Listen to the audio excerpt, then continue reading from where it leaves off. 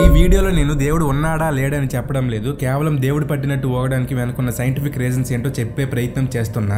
ఇప్పుడు నేను చెప్పబోయేది మీకు అర్థం అవ్వాలంటే ఒక ఎగ్జాంపుల్ చెప్తా వినండి.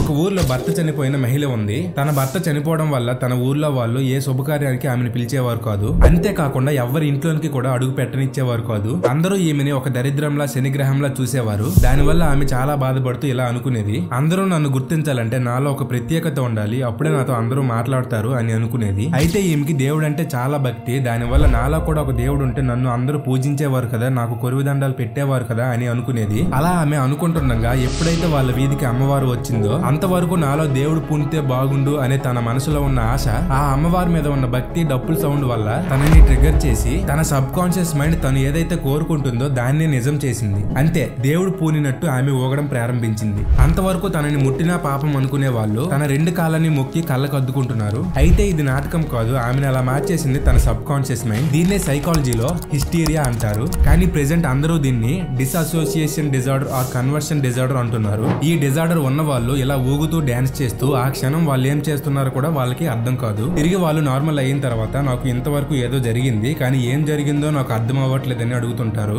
అయితే ఈ పూనకాలు కేవలం హిందూ మతంలో మాత్రమే కాదు, హిందూ, ముస్లిం, క్రిస్టియన్ ఇలా చాలా మతాల్లో ఈ పూనకాలు ఉంటాయి. ఈవెన్ ఏ మతం కాకపోయినా సరే ఇలా ఊగడం డాన్స్ చేయడం చేస్తుంటారు. అయితే మనం దేవుడి ముందు ఊగేదాన్ని పూనకాలు అని పేరు పెట్టుకున్నాం, కానీ దీన్ని హిస్టీరియా అంటారు. దీనికి రియల్ ఎగ్జాంపుల్ 1581వ సంవత్సరం వేసవిలో స్టార్ బర్గ్స్ లో ఉన్న ఫ్రౌట్రోఫియా వీధిలో ఒక మహిళ వారం పాటు ఆపకుండా డాన్స్ చేస్తూనే ఉందంట. అయితే విత్ ఇన్ ఏ మంత్ లో ఆమెతో పాటు 400 మంది హిస్టీరియా బారిన పడి డాన్స్ చేయడం ప్రారంభించారు. అయితే వాళ్ళందరూ డాన్స్ చేయడం ఎప్పుడు ఆపారో తెలుసా? హార్ట్ అటాక్స్, స్ట్రోక్స్, అలసటతో కుప్పకూలిపోయినప్పుడు వాళ్ళు డాన్స్ ఆపారు. వీళ్ళు ఇలా డాన్స్ ప్రారంభించడానికి కారణం ఏంటో తెలుసా? వాళ్ళ ఊర్లలో చాలా మందికి దెయ్యాలు ఉన్నాయని నమ్ముతుంటారు. దానివల్ల బయట ఊరు నుంచి కొంతమంది వచ్చి స్టేజ్ పెట్టించి దానికి సౌండ్ సిస్టమ్ కూడా యాడ్ చేసి కొంతమంది డాన్సర్స్ చేత ఆ స్టేజ్ మీద డాన్స్ చేపించారు. అయితే అక్కడ ఉన్న వాళ్ళు ఏం నమ్ముతుంటారంటే బాధితులు ఆ డాన్స్ చూసి వాళ్ళలో ఉన్న బాధని, భయాన్ని బయటికి పంపించేసి సంతోషంగా ఉండేలా చేస్తుంది, అప్పుడే వాళ్ళలో ఉన్న దుష్ట శక్తులు పోతాయని నమ్ముతుంటారు. కానీ ఇక్కడ సీన్ రివర్స్ అయ్యింది. అక్కడికి వచ్చిన బాధితులు వాళ్ళ డాన్స్ చూసి నాలో బాధ, భయం, దెయ్యాలు ఉన్నాయనే నమ్మకం ఇంకా అక్కడ ఉన్న సౌండ్ సిస్టమ్ వల్ల వాళ్ళని ట్రిగర్ చేసి డాన్స్ చేసేలా చేసింది. కాకపోతే వాళ్ళందరినీ డాన్స్ మాత్రమే కాపాడుతుంది అనుకున్నారు కాబట్టి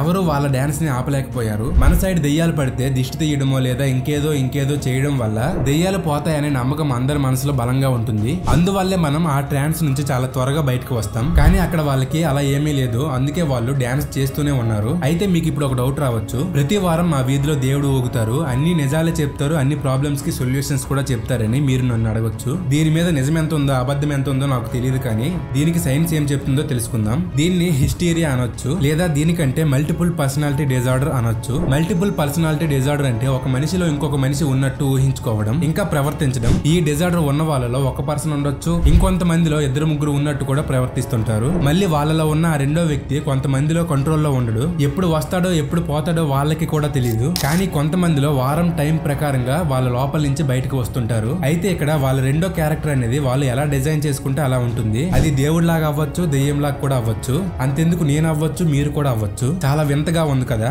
ఇంకా వీళ్ళు నిజాలు చెప్తారు, సొల్యూషన్స్ కూడా చెప్తారంటారా? మీరు వాళ్ళ దగ్గరికి వెళ్ళినప్పుడు మీరు కొత్త కస్టమర్ అయితే మీ ప్రాబ్లం ఏంటో చెప్పుకోండామని మిమ్మల్ని అడుగుతుంటారు. మీకున్న ప్రాబ్లం ని వాళ్ళతో చెప్పాక ఆ ప్రాబ్లం ఉన్న వాళ్ళకి ఎక్స్ట్రాగా ఎటువంటి ప్రాబ్లమ్స్ ఉంటాయో ప్రిడిక్ట్ చేసి మీతో చెప్తారు. వాటికే మీరు చెప్పనివి చెప్పేశారు, నిజాలు చెప్పేశారని ఆశ్చర్యపోతుంటారు. ఒకవేళ మీరు డైలీ కస్టమర్ అయ్యి మీరు అదే వీధిలో ఉన్నట్లయితే మీ గురించి మొత్తం ఇన్ఫర్మేషన్ ఆ పర్సన్ మైండ్ లో స్టోర్ అయి ఉంటుంది. ఆ స్టోర్ అయిన ఇన్ఫర్మేషన్ ని ఆ రెండో పర్సన్ యూజ్ చేసుకుని మీరు అక్కడికి వెళ్లారు, ఇక్కడికి వెళ్లారు, అది తాకారు, ఇది ముట్టారు, ఇది మట్టేశారు అని చెప్పి అసలు అది జరిగిందని మీకు తెలియకపోయినా సరే దాన్ని మీరు నమ్ముతారు. ఎందుకంటే అది మీ నమ్మకం. ఆ నమ్మకాన్ని యూజ్ చేసే వాళ్ళు కొన్ని సొల్యూషన్స్ చెప్తారు. ఆ దేవుడి దగ్గరికి వెళ్లి కొబ్బరికాయ కొట్టి మొక్కండి, ఆ పర్సన్ కి గుమ్మడికాయతో దిష్టి తీసి ఊరవతలు పారేయండి, ఇలా కొన్ని చెప్తుంటారు. వాళ్ళు చెప్పినవన్నీ మీరు చేశాక నాలో ఉన్న దెయ్యాలు, భూతాలు, దుష్టశక్తులన్నీ పోతాయని మీరు నమ్ముతారు. కాబట్టి ఆ నమ్మకం ఎంత స్ట్రాంగ్ గా ఉంటుందంటే మీ ఇంట్లో దెయ్యాలు ఉన్నాయనే నమ్మకం కంటే మీరు చేసిన పూజల వల్ల మీ ఇంట్లో ఉన్న దెయ్యాలన్నీ పోయాయనే దేవుడి మీద నమ్మకం చాలా స్ట్రాంగ్ గా ఉంటుంది. ఇప్పటి వరకు నేను చెప్పింది వాళ్ళందరూ మోసం చేస్తున్నారని కాదు, వాళ్ళలో ఉన్న బాధల వల్ల, భయాల వల్ల, అపారమైన భక్తి వల్ల వాళ్ళ మనసు అనేది చాలా సున్నితంగా మారింది. అందువల్ల వాళ్ళు హిస్టీరియా రాకుండా కంట్రోల్ చేయలేకపోయారు. దీని అంతటికీ కారణం ఒక నమ్మకం. అది మంచిగా అయితే దేవుడు అవుతుంది, చెడుగా అయితే దెయ్యం అవుతుంది. ఇంకా నాకు ఈ ఛానల్ కి మీరు సబ్స్క్రైబ్ చేస్తారనే నమ్మకం, ఆ నమ్మకాన్ని మీరు నిలబెడతారు అనుకుంటున్నా. ఫైనల్ గా ఈ పూనకాల గురించి సైన్స్ ఏం చెప్తుందంటే అదొక సైకలాజికల్ మెంటల్ డిజార్డర్. ఇంకా మీకు సైన్స్ చెప్పింది నమ్మశక్యంగా అనిపించకపోతే దేవుళ్ళ ఊగే వారికి జస్ట్ ఈ ఇంజెక్షన్ ఇవ్వండి, వెంటనే నార్మల్ అయిపోతారు. ఇంకా ఈ వీడియో వచ్చేసరికి ఇంతే గైస్. నెక్స్ట్ వీడియోలో మళ్ళీ కలుద్దాం. జై హింద్.